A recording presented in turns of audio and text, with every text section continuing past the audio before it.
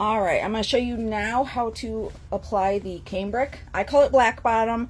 Again, I think only my family calls it black bottom. I'm not sure if any upholsterers out there, anyone from an upholstery family calls it black bottom. It's technically called cambric. It's this fabric right here. Again, it kind of looks like a weed barrier, doesn't it? That you'd like put under your mulch bed. First, I want to make sure that there's no lumps, so I'm going to trim any excess out off the board. So I got some extra fiber there. I don't want that fiber. Get that out of there. And again, I said before in one of my previous videos, make sure that this hole where the screws go in does not have fiber or fabric covering it. The fiber will wrap around that screw, preventing it from actually pulling tight, pulling the seat to the frame. And it will, at times, I've had it happen, it will accidentally catch on fire because the heat of the friction from the screw wrapping, with the fiber wrapping around, the screw going in and out against that wood, it does create a lot of heat, and that fiber against a lot of heat can be flammable. So another reason, just for safety wise, you want to make sure that you don't have fiber covering these screw holes. Looks like I've got some here. Trim this out. Oh, there's the screw hole. I was looking for the screw hole. So let's get that fiber trimmed out. I'm going to trim this fabric out. The least obstructions possible on those screw holes. All right. When I attach the cambric, I'm going to staple on a couple staples on this side, usually about 3, here, here, here, and here. What we're going to do is pull the tension out first, so that way I know it's going to lay flat. So I'm going to take my cambric, fold it over, lay it against that edge right there. Trim out the excess here.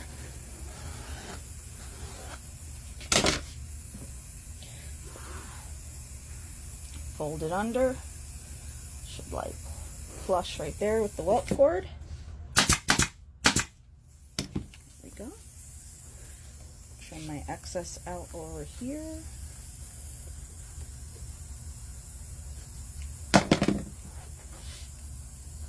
Fold it over and staple. Turn it around. Trim the excess out. Fold it over and staple. And then from there, I just place my folds so that they line up. And then when you staple, don't start your staple here. Start from where you left off in the middle and work it towards the edge, because sometimes there will be a little slack that'll continue to work out as you staple. You'd rather work that slack to the corner versus where you've already stapled. It's just easier to refold versus reopening up your old staples. So start from where you already stapled, work it to the corner. And then just do that on all 4 corners.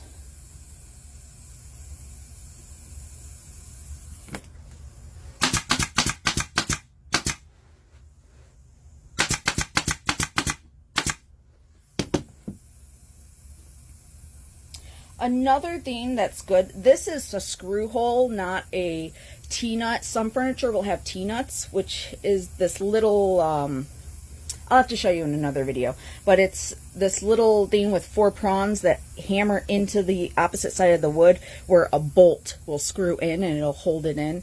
Since these are screw holes, I don't really have to mark the holes, but if it's a T-nut hole, what I like to do is just staple around it so I know where my hole is, and I cut it out with a razor blade after.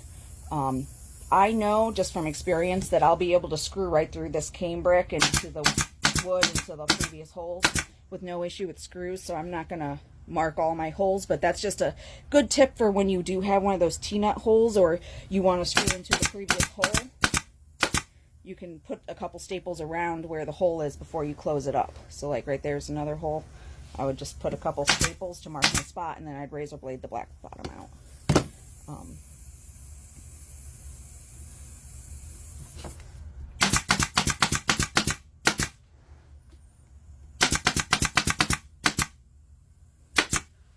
All right, there we go. Got the dining seat now.